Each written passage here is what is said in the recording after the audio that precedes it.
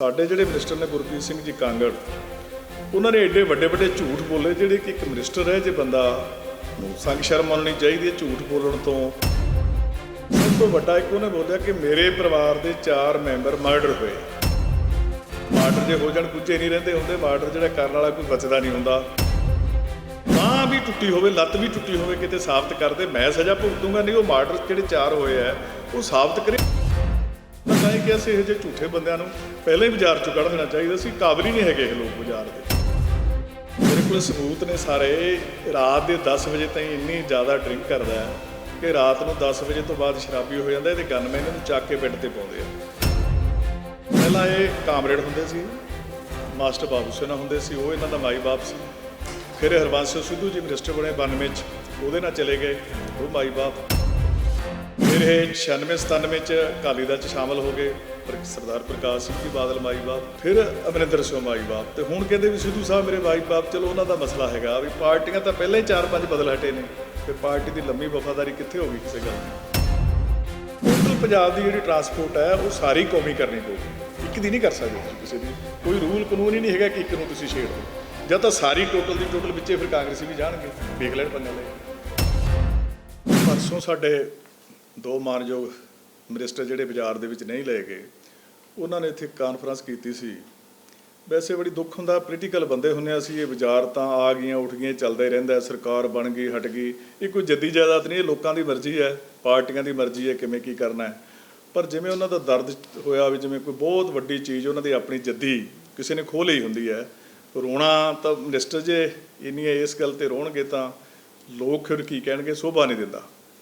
ਦੂਜੀ ਗੱਲ, ਸਾਡੇ ਜਿਹੜੇ ਮਿਨਿਸਟਰ ਨੇ ਗੁਰਪ੍ਰੀਤ ਸਿੰਘ ਜੀ ਕਾਂਗੜ ਉਹਨਾਂ ਨੇ ਐਡੇ ਵੱਡੇ ਵੱਡੇ ਝੂਠ ਬੋਲੇ ਜਿਹੜੇ ਕਿ ਇੱਕ ਮਿਨਿਸਟਰ ਹੈ ਜੇ ਬੰਦਾ ਨੂੰ ਸੰਗ ਸ਼ਰਮ ਮੰਨਣੀ ਚਾਹੀਦੀ ਹੈ ਝੂਠ ਬੋਲਣ ਤੋਂ।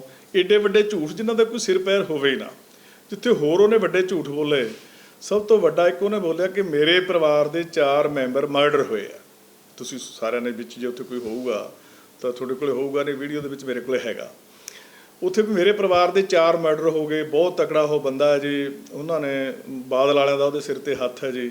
ਮੈਂ ਇਸ ਗੱਲ ਦਾ ਚੈਲੰਜ ਕਰਦਾ, ਮਰਡਰ ਤਾਂ ਬਹੁਤ ਦੂਰ ਦੀ ਗੱਲ ਹੈ। ਮਰਡਰ ਜੇ ਹੋ ਜਾਣ ਗੁੱਝੇ ਨਹੀਂ ਰਹਿੰਦੇ ਹੁੰਦੇ, ਮਰਡਰ ਜਿਹੜਾ ਕਰਨ ਵਾਲਾ ਕੋਈ ਬਚਦਾ ਨਹੀਂ ਹੁੰਦਾ। ਲੜਾਈ ਝਗੜੇ 'ਚ ਤਾਂ ਚਲੋ ਕਦੇ 19-21 ਇੱਧਰ ਉੱਧਰ ਹੋ ਗਈ, ਉਹਦੇ ਕਿਸੇ ਪਰਿਵਾਰ ਦੇ ਮੈਂਬਰ ਦੀ ਕਿਸੇ ਪੋਲੀਟੀਕਲ ਲੜਾਈ ਦੇ ਵਿੱਚ ਜਾਂ ਪੋਲੀਟੀਕਲ ਕੰਮ ਦੇ ਵਿੱਚ ਜਾਂ ਪੋਲੀਟੀਕਲ ਸਿਸਟਮ ਦੇ ਵਿੱਚ ਸਾਡਾ ਕਿਸੇ ਵੇਲੇ ਵੋਟਾਂ ਦੇ ਵਿੱਚ ਜਾਊਂ, ਕੋਈ ਬਾਂਹ ਵੀ ਟੁੱਟੀ ਹੋਵੇ, ਲੱਤ ਵੀ ਟੁੱਟੀ ਹੋਵੇ, ਕਿਤੇ ਸਾਬਤ ਕਰਦੇ ਮੈਂ ਸਜ਼ਾ ਭੁਗਤੂੰਗਾ, ਨਹੀਂ ਉਹ ਮਰਡਰ ਜਿਹੜੇ 4 ਹੋਏ ਆ ਉਹ ਸਾਬਤ ਕਰੇ। ਐਡਾ ਵੱਡਾ ਝੂਠ ਇੱਕ ਜ਼ਿੰਮੇਵਾਰ ਬੰਦਾ ਕਿ ਸਾਡੇ ਪਰਿਵਾਰ ਦੇ 4 ਮਰਡਰ ਹੋ ਗਏ, ਮੈਂ ਇਹ ਚੱਲ ਰਿਹਾ ਇੱਕ ਵਿਖਾਉਣਾ ਬਾਹਰ ਲੋਕਾਂ ਨੂੰ, ਹਮਦਰਦੀ ਵੇਖਣ ਨੂੰ ਹੁੰਦਾ ਵੀ ਸੱਚੀ ਇਹਨਾਂ ਦੇ ਪਰਿਵਾਰ ਦੇ 4 ਮਰਡਰ ਹੋ ਜਾਣਗੇ। 4 ਪਰਿਵਾਰ ਦੇ ਤਾਂ ਇਕੱਲਾ ਹੀ ਜੀ ਆ, ਹੋਰ ਕੋਈ ਜੀ ਹੈ ਨਹੀਂ ਪਰਿਵਾਰ ਦਾ ਕੋਈ। ਜਿਹੜੀ ਐਡਾ ਵੱਡਾ ਝੂਠ, ਮੇਰਾ ਚੈਲੰਜ ਹੈ ਕਿ ਸਾਬਤ ਕਰੇ ਜਿਹੜੇ ਕਿ ਉਹਦੇ ਪਰਿਵਾਰ ਦੇ ਇੱਕ ਮਰਡਰ ਵੀ ਹੋਇਆ ਹੋਵੇ, 4 ਤਾਂ ਬਹੁਤ ਵੱਡੀ ਗੱਲ ਹੈ, ਕਿਸੇ ਦੀ ਲੱਤ ਬਾਂਹ ਵੀ ਟੁੱਟੀ ਹੋਵੇ। ਐਡੇ ਵੱਡੇ ਝੂਠ ਇਹੋ ਜਿਹੇ ਜ਼ਿੰਮੇਵਾਰ ਬੰਦੇ, ਮੈਂ ਤਾਂ ਹੀ ਕਿਹਾ ਸੀ ਇਹੋ ਜਿਹੇ ਝੂਠੇ ਬੰਦਿਆਂ ਨੂੰ ਪਹਿਲਾਂ ਹੀ ਬਾਜ਼ਾਰ 'ਚੋਂ ਕੱਢ ਦੇਣਾ ਚਾਹੀਦਾ ਸੀ। ਕਾਬਲ ਹੀ ਨਹੀਂ ਹੈਗੇ ਇਹ ਲੋਕ ਬਾਜ਼ਾਰ ਦੇ।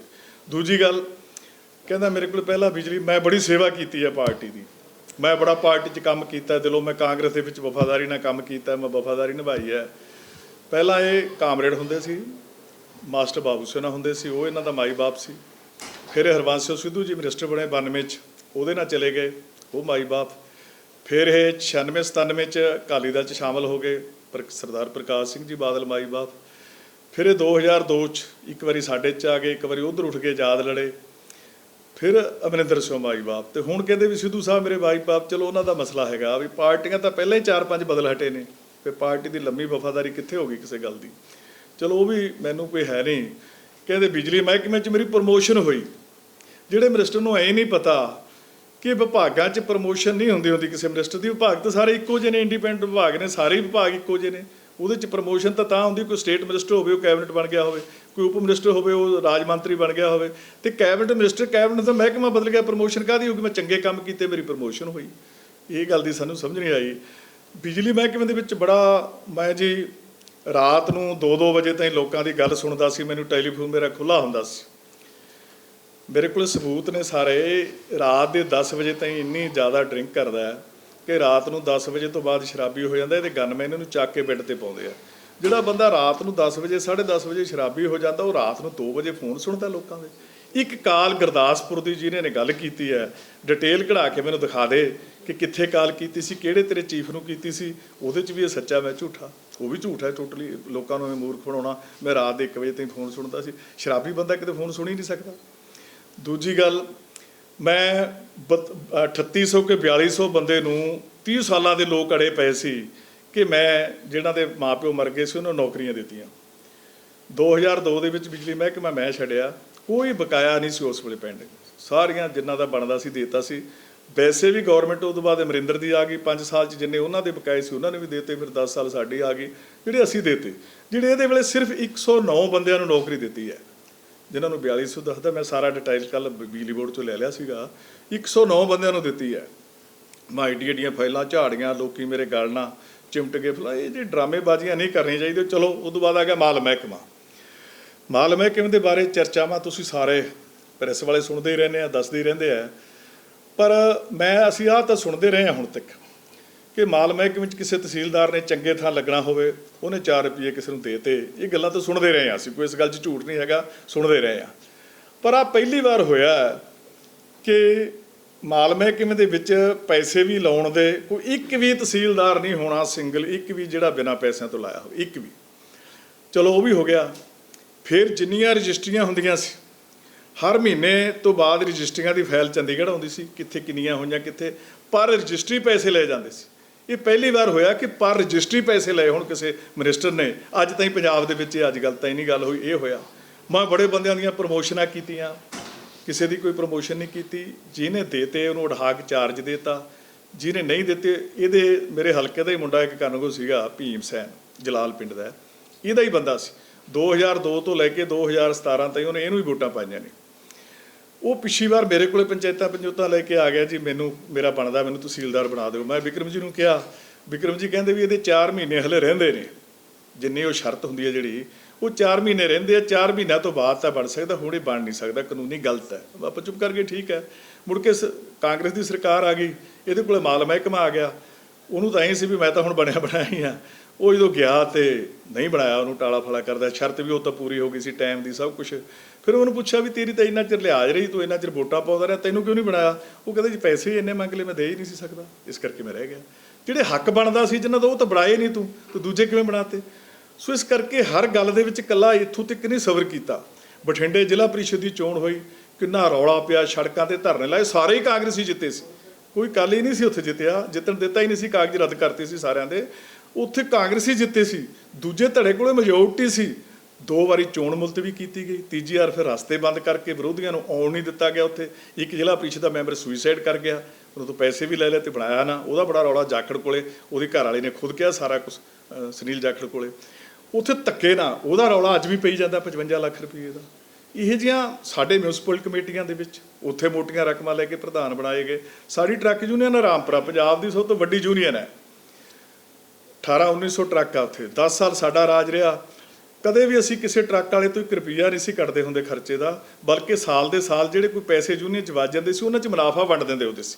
ਇਹ ਰਿਕਾਰਡ ਆ। ਪੰਜਾਬ 'ਚ 2 ਹੀ ਯੂਨੀਅਨਾਂ ਸੀ, ਇੱਕ ਭਗਤਾ ਭਾਈਕਾ ਤੇ ਇੱਕ ਰਾਮਪੁਰਾ ਮੇਰੇ ਹਲਕੇ 'ਚ।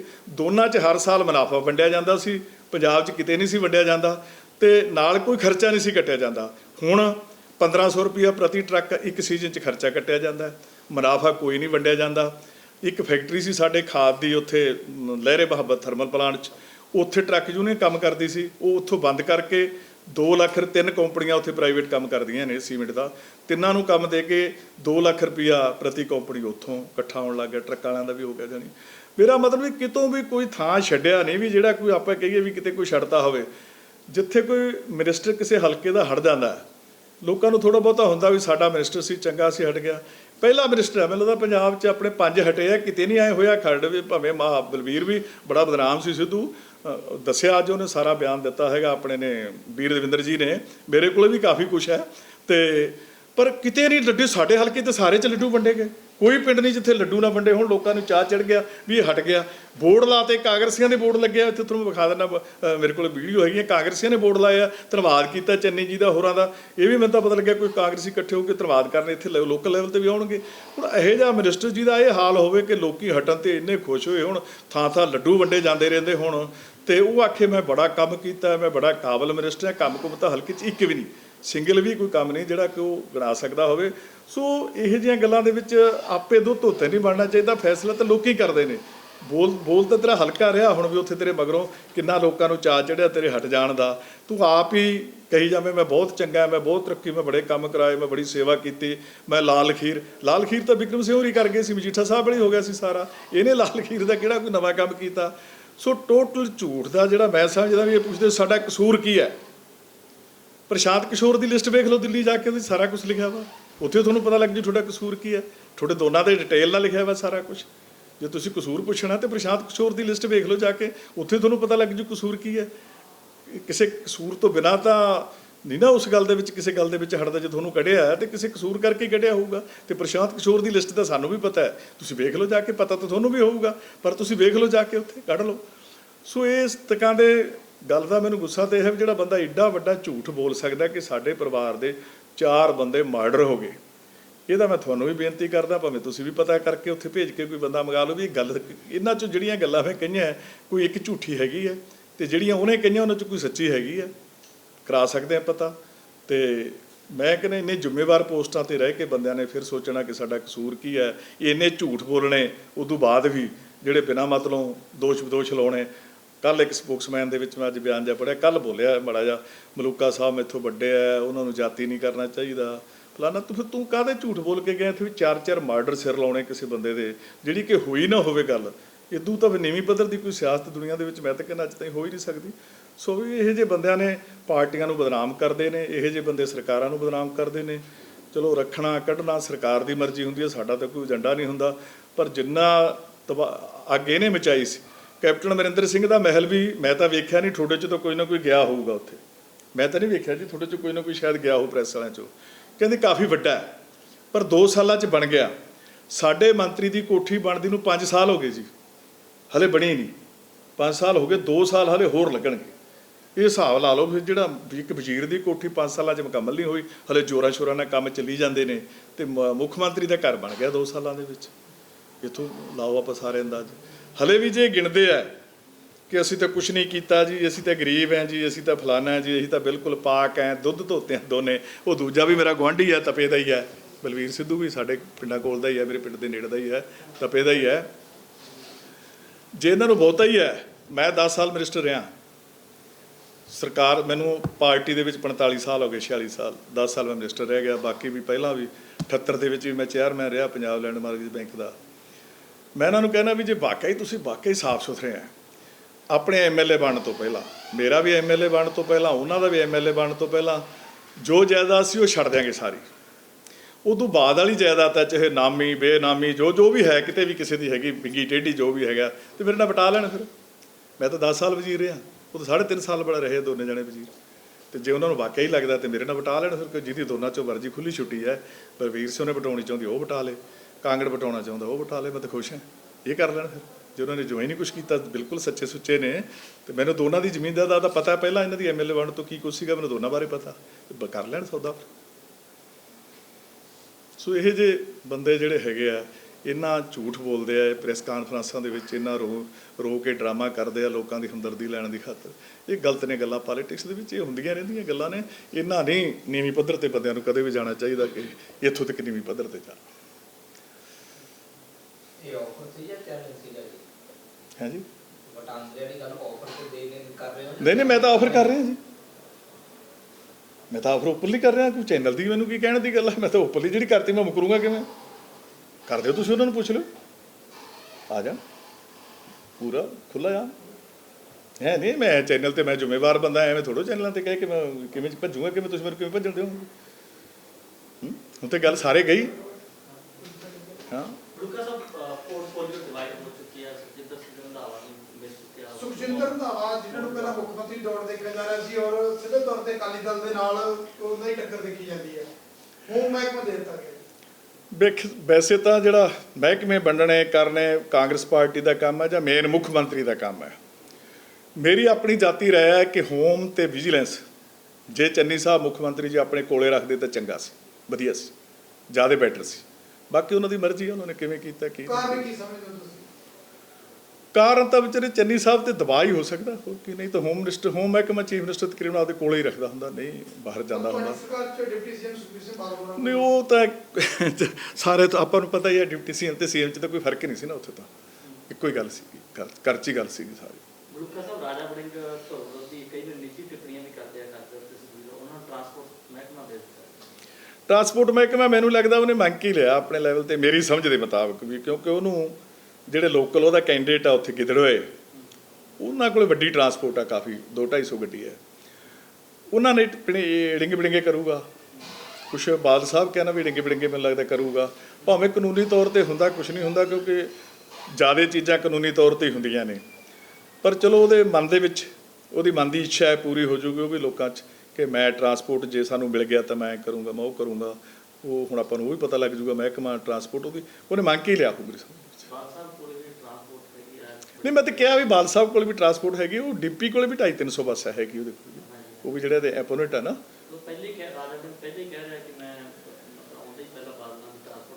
ਨਹੀਂ ਦੇਖੋ, ਕਿਸੇ ਦੀ ਚੀਜ਼ ਕੋਈ ਆਪਾਂ ਇਉਂ ਨਹੀਂ ਬੰਦ ਕਰ ਸਕਦੇ ਕਿਸੇ ਦੀ, ਜਦ ਤਾਂ ਸਾਰੀ ਟਰਾਂਸਪੋਰਟ ਹੀ ਕੌਮੀ ਕਰਨੀ ਪਊਗੀ।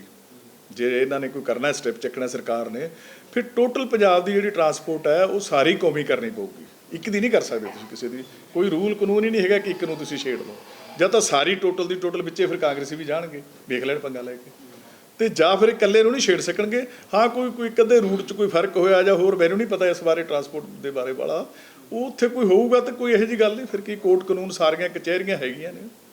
ਲੋਕਾਂ ਦਾ ਏਪੀਐਸ ਦਿਓ ਹੋਰਾਂ ਨੂੰ ਏਜੀ ਲਾਇਆ, ਉਹ ਸੁਮੇਧ ਸਿੰਘ ਸੈਣੀ ਹੋਰਾਂ ਦੇ ਵੀ ਐਡਵੋਕੇਟ ਨੇ, ਇਹਦਾ ਦੇਖਦੇ ਹਾਂ ਵੇਖੋ ਤਾਂ ਸਰਕਾਰ ਨੇ ਸੋਚਿਆ ਹੋਣਾ ਵੀ ਕਿਉਂ ਲਾਇਆ, ਕਿਵੇਂ ਲਾਇਆ। ਸੈਣੀ ਸਾਹਿਬ ਦੇ ਉਹ ਵਕੀਲ ਰਹੇ, ਇਹਦੇ 'ਚ ਕੋਈ ਦੋ ਰਿਆ ਨਹੀਂ, ਪਰ ਮੈਂ ਇਸ ਗੱਲ 'ਚ ਵੀ ਬਾਹਲਾ ਨਹੀਂ ਜਾਂਦਾ, ਕਿਉਂਕਿ ਵਕੀਲ ਤਾਂ ਜਦੋਂ ਵਿਹਲੇ ਹੁੰਦੇ ਉਹਨਾਂ ਨੇ ਕਿਸੇ ਨਾ ਕਿਸੇ ਦਾ ਹੋਣਾ ਹੀ ਹੁੰਦਾ। ਹੁਣ ਤਾਂ ਜਿਹੜਾ ਪੈਸੇ ਦੇ ਉਦੋਂ ਉਹਨਾਂ ਨੇ ਹੋ ਹੀ ਜਾਣਾ, ਭਾਵੇਂ ਕੋਈ ਜਾਵੜੋ, ਚੋਰ ਜਾਵੜੇ, ਸਾਧ ਜਾਵੜੇ, ਕਤਲ ਹੋਏ ਵਾਲਾ ਜਾਵੜੇ, ਕਤਲ ਕੀਤੇ ਵਾਲਾ ਜਾਵੜੇ, ਵਕੀਲ ਕੋਲੇ ਤੁਸੀਂ ਜਾਵੜੋ। ਜੇ ਤੁਸੀਂ ਕਤਲ ਕਰਕੇ ਗਏ ਉਹ ਆਖੋ ਬੇਫਿਕਰ ਹੋ ਜਾਓ, ਬਰੀ ਕਰਾ ਦੂੰਗਾ, ਚਿੰਤਾ ਨਾ ਕਰੋ। ਜੇ ਜਿਹਦਾ ਕਤਲ ਹੋਇਆ ਉਹ ਜਾਵੜਿਆ, ਆਖੋ ਫਾਂਸੀ ਤੋਂ ਘੱਟ ਮੈਂ ਰਹਿਣ ਨਹੀਂ ਦਿੰਦਾ, ਬੇਫਿਕਰ ਹੋ, ਤੂੰ ਚਿੰਤਾ ਹੀ ਨਾ ਕਰ। ਸੋ ਵਕੀਲਾਂ ਤਾਂ ਪੈਸੇ ਲੈਣੇ ਹੁੰਦੇ ਆ, ਕੋਈ ਜਾਵੜੇ ਉਹ ਪੈਸੇ ਲੈ ਕੇ ਕੰਮ ਕਰਦੇ ਨੇ, ਉਹਨਾਂ ਦਾ ਕੋਈ ਨਾ ਕਿਸੇ ਸੈਣੀ ਨਾਲ ਸੰਬੰਧ ਹੁੰਦਾ, ਨਾ ਕਿਸੇ ਹੋਰ ਪਾਰਟੀ ਨਾਲ ਹੁੰਦਾ, ਉਹਨਾਂ ਦਾ ਆਪਦੇ ਕੰਮ ਨਾਲ ਹੀ ਵਿਹਾਰ ਹੁੰਦਾ ਹੈ। ਗਾਂਹ ਵਾਲਾ ਜਿਹੜਾ ਉਹਦਾ ਐਟੀਟਿਊਡ ਹੁਣ ਨਵਾਂ ਆਊਗਾ, ਉਹਦੇ ਤੋਂ ਪਤਾ ਲੱਗੂਗਾ ਕੀ ਕਰਨਾ।